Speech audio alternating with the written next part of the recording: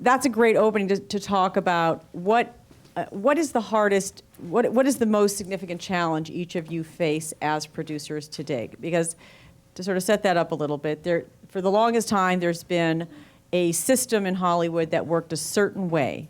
And there were producing deals on the lot, and there were X number of producers, and there were ways to move into the business and to rise up in the producing community and to maybe go into the studio system, back out of the studio system. All of that has kind of been blown up into a million pieces in the past decade, a little less than that.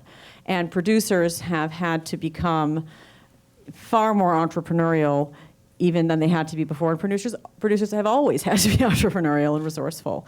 So let's just sort of take the temperature of where the landscape looks right now. What is the toughest thing you each face as producers in your working lives?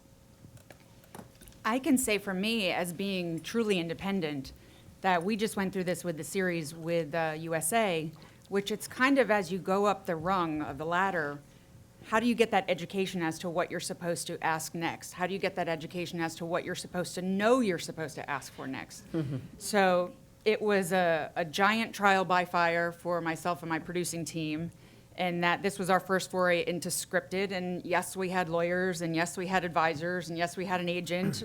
But in the end of the day, it was kind of like, okay, so we have this great property, and we just paid all these legal fees, and the producers still don't get anything, but the writer got paid really well, you know? So it's kind of like, you know, and then I'm going, okay, people outside the business are going, wait, why do you do this again? It's a passion. It's passion. It's to get this done. And you're like, what did you get done? They got a job for the writer, you know? So I think in terms of, you know, education, the Guild has been amazing for me personally because I kind of grew up in it. I started as a coordinator in the PGA, so I have mentors like these guys that you see on the panel here. It's just, I think the hardest thing for a producer as you're coming up the ranks is just kind of figure out how do you get the answers so that you don't get screwed. I mean, it sounds so basic, but you really have no idea until it's facing you. And then, you know, unless you have a support system like the Guild, you just don't know what the answers are. Well, I think the biggest challenge for me, and I'm more expert in the film space than in television, although I've worked in some television things, you know, is finding the material that is capable of being competitive in today's marketplace. You know, it was funny, I was saying to Lori, I looked at the New York Times yesterday, and they reviewed 24 movies, okay? Now, of those 24 movies, there were only 2 that I really knew were coming out, Fault in Our Stars and the new Tom Cruise movie, and there was one other that I'd kind of heard about. But 21 or 22 of the movies I hadn't heard of. They were small movies. They were being released in just New York and Los Angeles. And that doesn't mean to say that they weren't good, and it doesn't mean to say that I'm not happy that those movies were made. But boy, how do you cut through the clutter? So the company that I work at, Lakeshore, it's an independent company. We have a library, so we have a line of credit. We have some financing. We're able to make kind of what we want, but what we end up making has to be able to compete and perform in the marketplace. And that bar has gotten harder.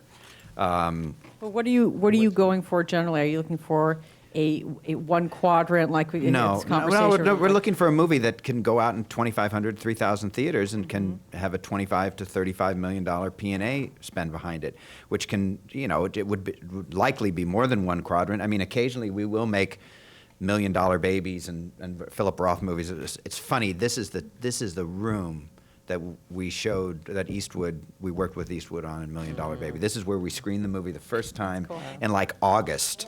And then, you know, it was a miracle. It was a miracle, you know. But I mean, that's the kind of movie, if you think about the content of a female boxer who. That's a terrible business model, though. I know, terrible business Miracles. model, but ends up working. But you know, you have to. What you end up looking for is a movie that either conceptually can stand alone, or a movie that can attract a couple of actors that are really meaningful, that can elevate it. I think those are the 2 things that can. Or a director that the director's name and his or her expertise elevates it. But you have to be, ultimately you've got to be able to sell. I've got some line that I came up with. It's kind of crazy, but I said to myself, you know, you can't build a small hotel in Las Vegas. You know, the the space that we're in right now, well, and if it is a small hotel, it better be a prestigious, cool hotel that's got a vibe about it that people can talk about. So that to me is the challenge right now. There's so much content. I mean, I looked at Sharon's website. It's Every day, multiple times a day. I do, and it's a Of cornucopia of film, Thank you. television, new media, this, that, executives, all kinds of stuff. And Yeah. so I'm sure you struggle with the same thing that we struggle with, which is how do I kind of cut through all this clutter? Because boy, there's a lot of content out there. Yeah, well, for us, it's like we increasingly have reporters who everyone has beats, not to take it out of the producing sphere, but just from a news perspective, everybody has to know about everything, to your point, Chris, in the news space too, because people are going to be moving from movies into television into digital all the time. And so those relationships that you used to have between reporters and sources, they wander very far afield. So you really have to be knowledgeable and prepared to kind of go out of your comfort zone, which reporters should do anyway. But and certainly as producers, I know you guys have to do that. Yeah, and hopefully you recognize a good human interest story when you see it. I mean, Fault in Our Stars, certainly somebody recognized that it's not so much that there hadn't Somebody been recognized that was a multi-million, billion, not billion, but million book. Yes, thing but I think before. even when it was a manuscript, somebody said, a good tearjerker with young people that, a tragedy happens to. Yeah, I remember Love Story, or maybe they didn't even remember Love Story, but we remember Love Story, right? So I mean, it tapped into a human emotion, and look at its success. Yeah. Amazing. Lori? I think the most challenging thing for us, it's somewhat similar to Gary's. We have a slate. We have about 30-some projects on our slate. And when I'm looking at the marketplace, so there's the whole commerce and creativity. And so creatively, we love all of our stories. We want to tell stories that reveal truth, so we have these really great stories. And in the past, it's been easier for us to make, especially the kind of mid-level dramas, Million Dollar Baby, like Gary's made. It's been much easier to get them made. Now, there's a lot of these blockbuster, $100 million, $200 million movies made, and lots of small movies. And the middle class of our movie making, which is where Morgan and I consider our filmmaking sweet spot, is the bottom's kind of dropped out of it. And I say the bottom's dropped out. We can still get them made, but we have to go to independent financing. We have to go sell foreign. We have to find some equity person that gives us the money. So it takes a lot more energy to get those made. So for me, the challenge is to really look at our material with a little bit of my heart, away and see what will I actually get made in this marketplace? And some of the projects, actually, we've had a film project on our slate for 20 years. And we decided, wow, we want to tell this story. Maybe doing it as a feature film doesn't work, and HBO is going to do it as a miniseries. But I had to take off the glasses of, I wanted this to be a film. And so kind of looking at your children and seeing where you need to guide them into maybe another way to. So just for have you, the people see biggest them. challenge is finding the content, or No, we have finding commercial? finding where the content that we wish to put out there is best suited in this landscape. Because we've had a lot of things on our slate for many years, and they may have been easier to make 10 years ago in the film industry as films, and now we're finding that cable television or network TV even is a great place to tell certain types of stories. So what is the series that you just moved to HBO? It's called Bass Reeves.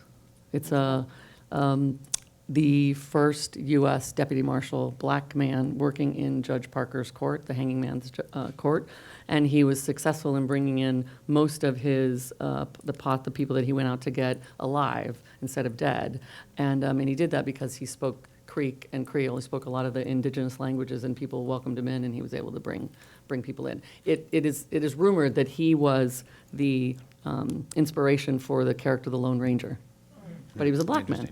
Wow. Wow, interesting. So, Chris, I don't know if you've already answered the question, and I don't want to insist, but if you want to add something. Yeah, no, I would say there's, in thinking about all of my colleagues and my peers who work in the digital space, I would say one of the biggest challenges now, because there's so much energy behind doing digital content, whether it's YouTube or marketing material or originals or whatever it is, and because the space is so crowded, I mean, there's content everywhere. Everyone's got a device. Everyone's like, you can't turn around without being hit with content. So you just have to be really careful about what the hell you choose to make, because you're really going to be asked and kept to task if people are investing in something, whether it's a small amount of money or a lot of money. What's the return on your investment? Why the hell are you doing it? What are you making? And what I may do for one television show may not be what we would do for another television show. Dancing with the Stars is very different from a scripted drama, and they both take very different kinds of things, and why you would make content for it is very different. Because the audiences, your experience, everyone's experience with a show or any content is very different.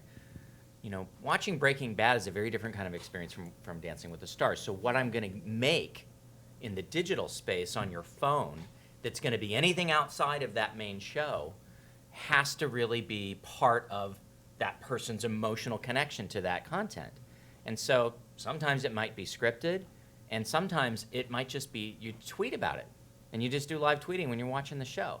And that's content too. It's just a different kind of storytelling. That's usually, talent or the showrunner talking to the audience while something's happening versus investing and pulling people away from a production to do, short content. So I think the what has become critical. It's no longer why. People get that you got to do digital, but what you're going to make is really damn important.